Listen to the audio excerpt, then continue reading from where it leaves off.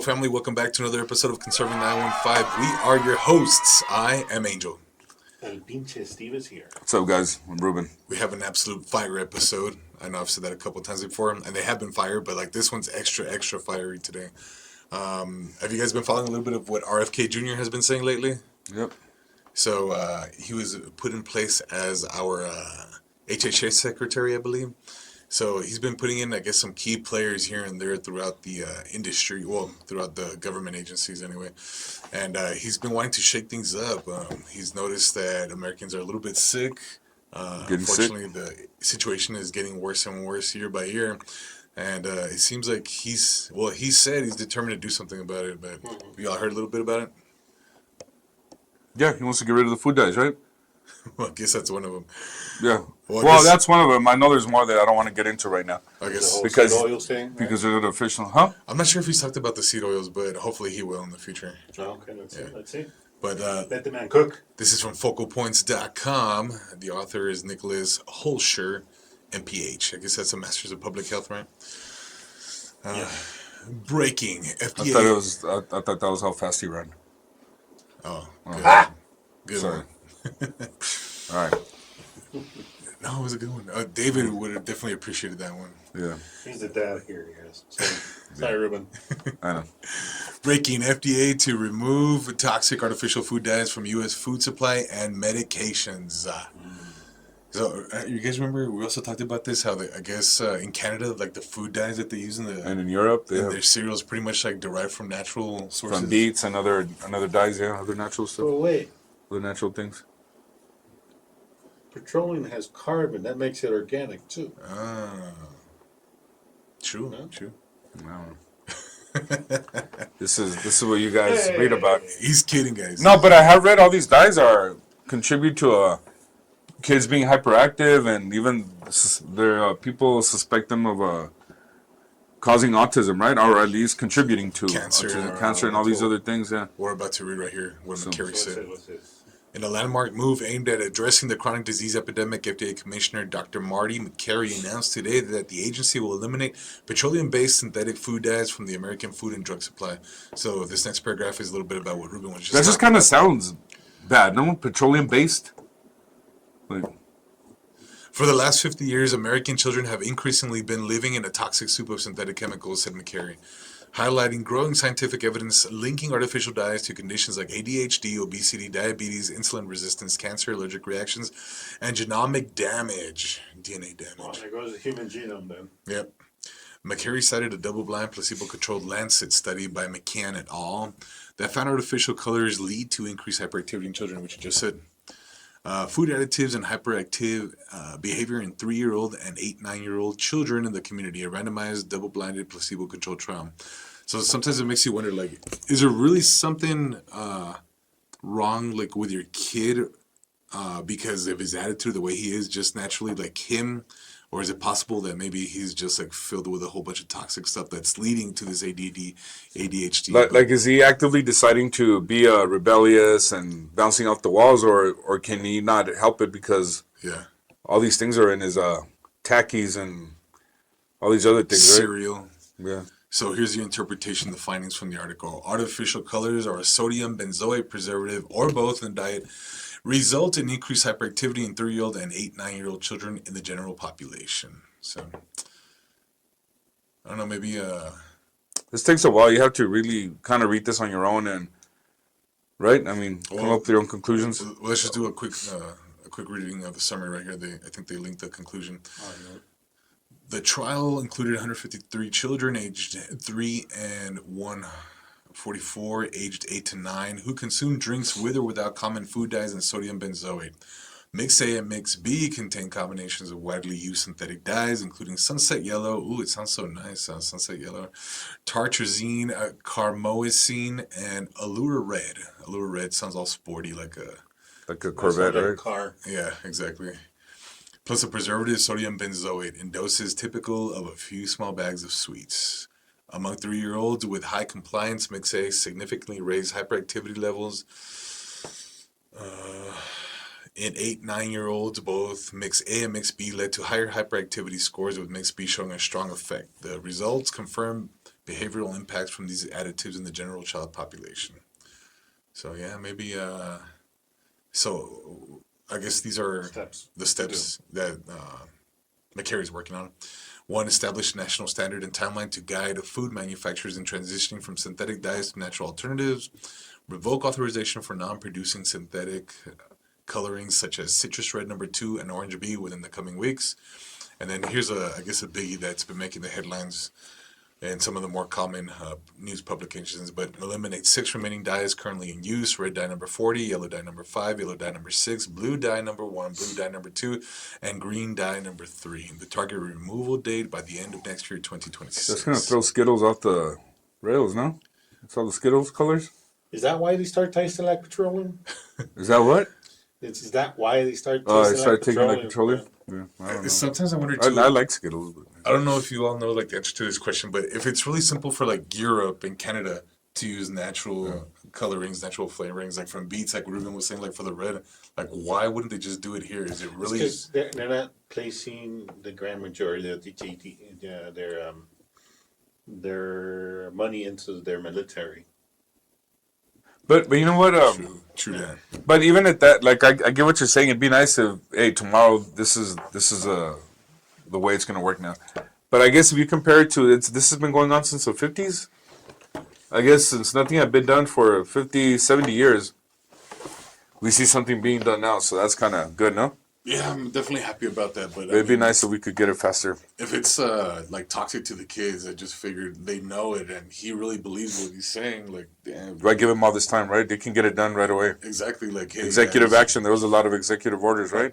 Well, that's the thing. This is also a study published in Lancet. Isn't that one of the most prestigious Yeah. journals in the UK? Yeah, and it's very well known too. Yeah. So Yeah. And I know they're also looking at the chemical they put in water. What is it? Fluoride, Fluoride. They're looking at fluoride too, and a bunch of other things. So which I think That's good. some cities already moved to remove it rid from of the it. drinking water supply, which is great. so yeah. Well, if so everyone's gonna have yellow teeth next year, kind of, or is that the way it works? Because that's their excuse, right, for making humans fluoride decomposers, but saying that your teeth are gonna rot and all these things. yeah, it's not like if we So, anyways, take care of our teeth. So on and so forth, guys. So if there's trends to see that it's bad for you, maybe you should cut it out, right? And this is just one of hundreds of studies that I've read before, like with regards to a lot of these synthetic dyes. I think some of them like have the conclusion that they're possibly carcinogenic when they've been generally recognized as safe for, I don't know, decades maybe. Well, yeah, then maybe it's safe for you for the next 3 years, but after that, It's slowly like causing more and more damage to the gene. and a lot of these things are good, like those little Kool-Aid packets and stuff. I mean, a lot of us do that, like the lemonade ones and stuff. there So- it's to junk you up, guys. Yeah. So next story, also good news from the good RFK. You know what? Let me interrupt real quick too. It's funny how a lot of these Democrats all of a sudden hate this guy. They All of a loved him. They loved him, right? Even when he was running against Trump, Mm-hmm. they loved this guy, and all of a sudden they hate him. A lot of these lefties online that I still put up with that I haven't gotten off my friends list, they talk so much crap about RFK, saying how he's a tool, he's a nobody, he's really dumb, he's really stupid. But I'm thinking, you guys loved this guy last year. That's The same thing happened with Donald Trump. Everybody loved him. There's Yeah. pictures of Hillary hugging him and Oprah, getting all these awards from the minority community. Like the racist Sharpton, everybody loved him. Then all of a sudden he ran for president. president as a Republican. And 50% of the people that loved him just a few months before his election run, all of a sudden he was public enemy number 1 for them. Yeah, Or when he starts talking about God, they're like, "Oh no, he's not being sincere." yeah. Or God saved me. Like, oh, he thinks he's a theocratic emperor coming in to save the day or something. Like Yeah, that. it's like what is it? Biden, the installed president, he celebrates Easter by celebrating some other LGBT holiday, right? During that, and if you're gonna celebrate that, that's probably Easter for Catholics. It's not probably the right time to do it, right? So Trump is a way different. Like for Catholics and Christians, I think he's been better for Christians and Catholics than all these presidents since I've been alive, right? Even Bush and all those guys. What do you think? You don't know, or you don't have an opinion on that? No. Why do you feel that way? Because he's outspoken for life. He's pro-life, and then just what he did on Easter, right? He says he's gonna celebrate Easter the appropriate way. That's one of them. He's also let go many of the pro-life protesters who have been wrongly Jailed. Jailed, yeah. Yeah. I mean, he's done a lot. I mean, you haven't noticed all these things? No. You're gonna have to send me the link about I guess him releasing those protesters. Yeah. That'll be interesting. You got it. Cool, man.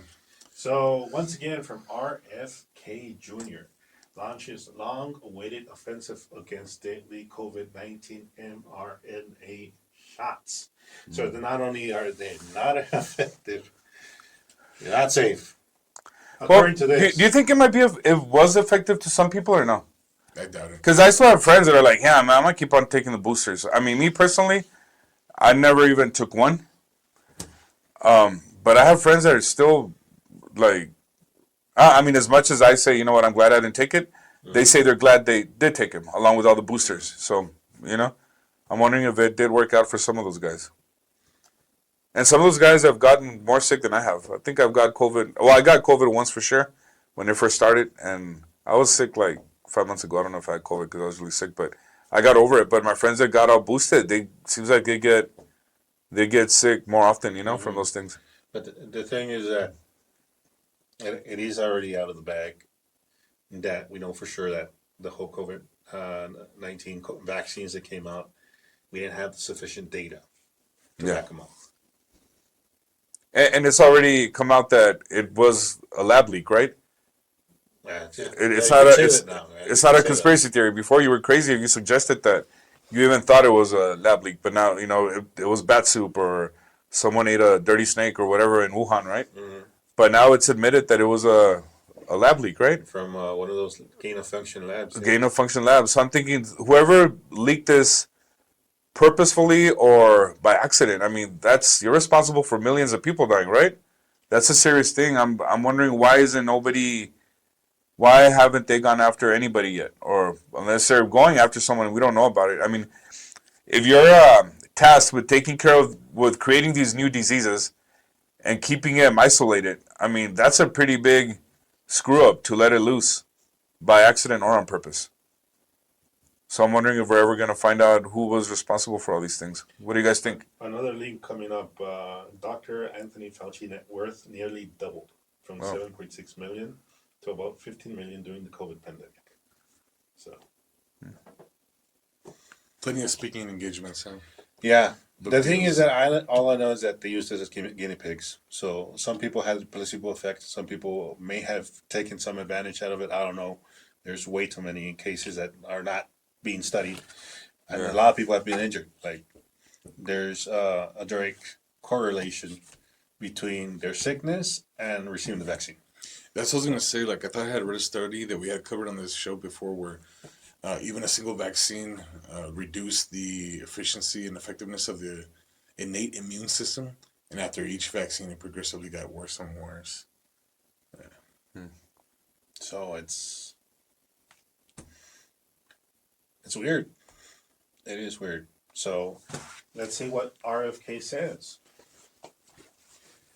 According to Nicholas Holscher, also miles per hour from the Focal Points, as millions of Americans anxiously await action from the new HHS leadership against the deadly COVID-19 mRNA injections injected into over 9 million children this year, Robert F. Kennedy Jr. has finally gone public on the offensive. Let's go over each key point made by said person. The recommendation for children was always dubious. It was dubious because kids had almost no risk for COVID-19. Certain kids that had very profound morbidities may have a slight risk. Most kids don't. So that's like the very key point there, that one of the greatest factors of seeing or the prognosis of a patient with COVID is the presence of comorbidities of chronic diseases already present, and it just made the situation a lot worse. Well, for kids, it was only a slight risk, but as you got older with those morbidities, yeah, it got a lot worse. But even with the children with those morbidities, the risk was still low. So the kids would, they did. I mean, it says slight risk, right? So And the largest review to date, once again, the largest review to date on myocarditis following SARS-CoV-2 infection versus COVID-19 vaccination, Mead et al., that's a weird last name, found that vaccine-induced myocarditis is not only significantly more common, but also more severe, particularly in children and young males. Our findings make clear that the risk of the shots overwhelmingly outweigh any theoretical benefit. So where do you have a trend there? Myocarditis and vaccine. Then again, there's the graphs. I just hope they formulated them well, and not just for the effect here. The Open Safely study included more than 1 million adolescents and children and found that myocarditis was documented only, it's a very strong word there, in COVID-19 vaccinated groups and not after COVID-19 infection. There were no COVID-19 related deaths in any group. A and E attendance and unplanned hospitalization were higher after first vaccination compared to unvaccinated groups. So there's that study there with their graphs and their curves. So why are we giving this to tens of millions of kids when the vaccine itself does have a profound risk? We have seen huge association of myocarditis and pericarditis with strokes, with other injuries, with neurological injuries. The other day I was on an X space where they were talking about how there was one woman who was saying that I'm not sure if she divorced the husband or the husband divorced her, but apparently after he got vaccinated, that his whole personality and demeanor changed. But a lot of people were saying that that's not uncommon when you start experiencing like inflammation in the brain, that it can alter your personality, your mood. People like start having like mood swings. They can't think straight. ADD, ADHD, all that other stuff. Was it like one of those? Comes to mind. Well, breed of the dog that happens when they get older. Is it Rottweiler? Maybe that their I don't know. their skull stays the same size, but their brain continually keeps growing. Comes to a point where it's too big for the skull, and they start having go nuts. personality changes. Oh wow, Is what I've heard. We're gonna have to investigate that. that's interesting, man. Did they take the COVID shot too? Or? No? That's weird. I never heard Knowing of that. some people, they probably did. So That's But- crazy. That if it's the case, then yeah. And then I've heard a few other stories like that too. They're like, yeah, my friends just completely changed personality. People at work completely just changed personality. Well, then again, it was a very toxic environment back then. I don't remember if you recall how one group of people was trying to, dehumanize the other group of people. Oh yeah. and it was usually the vaxxers trying to make the non-vaxxers feel bad. I remember. Trying to. I remember friends would try and give me the guilt trip. Hey, you don't care about your family. You don't care about your parents. And I'm like, yeah. I just have a hard time thinking that a vaccine that was supposedly 100% effective. no, well, that supposedly they came up with in a couple of years. You know, when these things take decades to figure out. You know, I just had a hard time believing that something could be done in 2 years. A completely new platform too, mRNA technology, you know. But I'm just took a little peek on what's upcoming, but it looks like one of those big severe adverse effects is encephalomyelitis, like we're talking about brain inflammation. I see it there. Oh, yeah, What that's some big words there. Two largest COVID-19 vaccine safety studies ever conducted involving 99 million, that is the Faxova et al., and 85 million people, Relay et al., confirm RFK's junior's concerns, documenting significantly increased risks of serious adverse events following a vaccination, including, we have one, myocarditis, 510% increase after a second dose, and acute disseminated encephalomyelitis, increase of 278% after the first dose. cerebral venous sinus thrombosis, increase of 223% after the first dose. Guillain-Barré syndrome, 149 increase. Heart attack, a 286% increase after the second dose. Stroke, around the same ballpark, 240 increase after the first dose. CAD at 244 after the second. And arrhythmia, almost 200% after the first dose. Wow. That is not safe. And this was clear even in the clinical data that came out of Pfizer, so that's the manufacturer. There were actually more deaths. There were about 23% more deaths in the vaccine group than the placebo group. We need to ask questions and need to consult with parents. So we're talking about kids here, guys. And like facts are not conspiracies. I mean, 23%. That's a quarter. That's a big chunk of 100%. You know. Yeah. So is it? Maybe they missed a period there. Well, if they missed the period, like 0.23 maybe 2.3, that would be low. But 23%. Like usually, these studies do put in a factor in which they calculate a supposed error index, and it's like 3%, maybe. If it falls within there, they could conclude. Yeah, the margin of error. Yeah, they could say that maybe there's a margin of error, and maybe it's inconclusive. But 23%, Yeah. it's a very big margin of error. Yeah. No, yeah, for sure. Yep. So actually, according to the Pfizer clinical data, there were 43% more deaths in the vaccine group compared to the placebo group when post-unblinding deaths are included. So they were hiding data. So it's even wow. Dang. We need to give people informed consent. That is like the foundation of the medical field.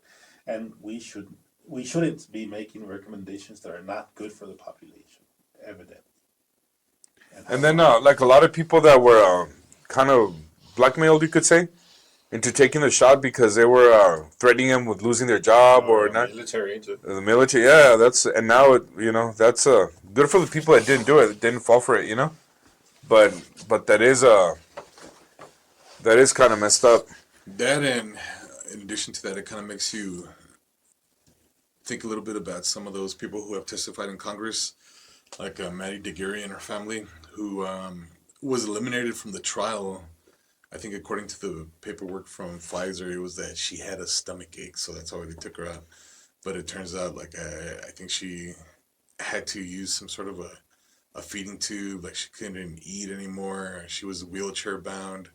And so she had suffered like some severe side effects after taking the vaccine. But according to the authors, the people who were tracking the information, tracking her, she was eliminated because of a stomach ache. She was removed from the trial. So it kind of makes you wonder, like, what are the kind of adverse, severe side effects actually occurred that weren't documented? That's a easy technical way to get rid of people that you don't want in there, right? Or your head hurts. Oh, you got a migraine? You're out. When Or your they're blurry really- got vision? You're out. When they're really suffering from major strokes and other severe issues, you know. Another racing guy, right? Or is it the same one? It's the same one. It's the same place. Next story from the focal points, also by our favorite master of public health. Study finds multiple SARS-CoV-2 lab leaks at UNC, Chapel Hill, BSL 3. UNC, North Carolina. Yeah.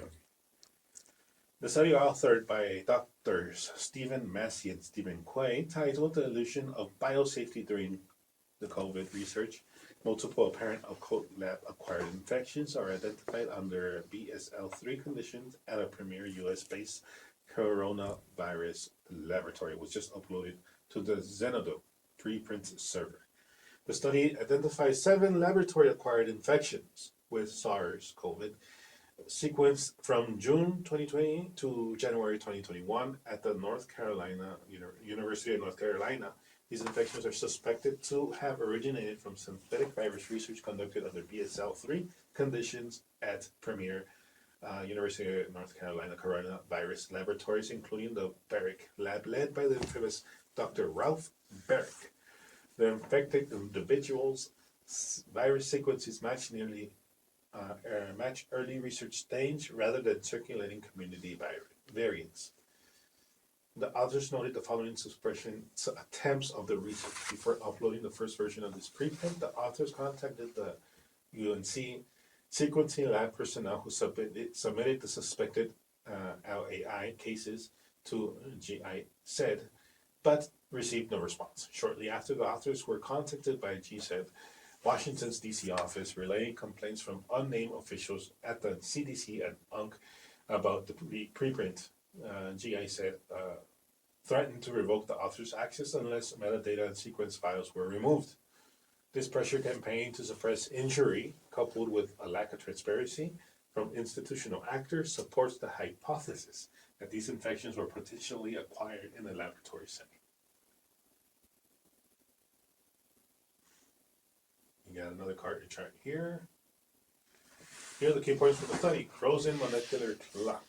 The suspect sequences show significantly fewer mutations than expected based on both global molecular clock estimates and local sequences in North Carolina, and so on and so forth. This is all anomalous phylogeny,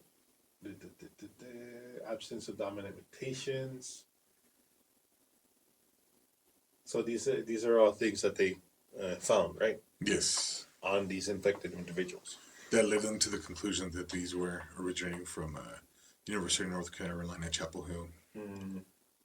So these labs they're not following through protocol. No, So people get infected. It's something that's not supposed to happen in a laboratory. What a lot of people were saying, like, that it was intentionally released. That, They wouldn't do that. Probably not. Oh, the government's never done anything like that before. I mean, I know research is good, but when you're playing with pretty much, I mean, imagine tweaking one of these things where you're responsible for the extinction of humanity. You know what I mean? It sounds far-fetched, but, I mean, could it happen? Making AIDS transmissible in the air, like, that's insane. You know, it's crazy. That is. So, anyways, things just you think about, right? Oh yeah, we're gonna leave the link there so you guys can look it over, mull it over, and just see how safe these laboratories are. And again, human error. Yep. So we have to have that into account, even though you have a PhD on your name. And that not only that too, but there's a lot of silly PhDs and doctors, even in the medical field. But I remember when this first came out, and people were saying, "Hey, this is highly unusual. Like, this isn't something that really exists in nature that we've seen before." Just because, like, there were a lot of doctors who study virology that noticed that there was, like, a lot of different types of viruses spliced into the SARS-CoV-2, you know. And all of a sudden, a lot of these PhDs and doctors were supposedly experts in their field, which are completely clowns. I think I tried searching for some of their X tweets, and they've been deleted. I can't find a lot of that stuff anymore. But as soon as they started questioning, like, "Hey, this seems really strange and very odd," a lot of people came out of the woodwork. I don't know if they were like plants or trolls or what, but some of them had like their little blue check mark indicating that, I guess, that they were like real people, you know, that their accounts were legitimate. And a lot of these guys were supposedly doctors and PhDs saying, like, "Oh no, this could definitely occur naturally. This wasn't a man-made thing. Anybody who believes it's a man-made virus is a total conspiracy theorist." Those guys are absolute clowns, man, discredited. Nobody should ever listen to these guys ever again. A bunch of, like, idiots. They have no idea what the heck they were But you know what? Like, that blue check mark doesn't really mean anything, right? It's just that you're paying for the account, right? I thought you had to, like, have a verified... You have to verify, but I've been seeing a lot of guys that are like Elon Musk and whatever, and they're not. No, but I'm saying, like they verify, like, their identity, but they can put, like, fake names or fake... Well, yeah, well, that's what I'm saying. So it's still kind of like, it doesn't mean you are who you say you are, right? Yeah, but at the same time, too, like, you can kind of see, like, their links, like, linking to, like, their websites, and also, like, the amount of followers might indicate they're legit. Like, they post publications that they've put up, like, in journals and stuff, you know, so some of it lends credibility, like, to who they really are. Right. Yeah. All right. So next and last one, right? So let's hope this is good news. We have from Breitbart.com, Hannah Knudsen states, Knudsen. report, Trump administration muses incentives, including 5K baby bonuses.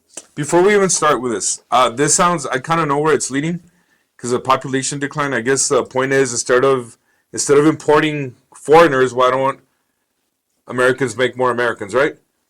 But before they can make something like this happen, would you agree that they have to work out the birthright citizenship and a lot of other things? Yeah. Because if you're gonna, I mean, I'm for this. I mean, I would rather have babies from American parents and importing like the Democrats want to do because we're aborting all our kids or not having our own kids, right? But I mean, I don't want to turn this like any other thing that happens. Usually, the people it's not intended for, they they get rewarded. So I would hate for a bunch of all these guys that are on the waiting list to go back to their homes to have a baby here, and on top of that, on top of staying here because they had a baby now, they're even gonna get a bonus. You know what I mean? Mm-hmm. Yeah, it needs to be for Americans. So yeah, it needs to be for American citizens. I think it can't be a reward for illegality. You know, that's what I think. That scares me.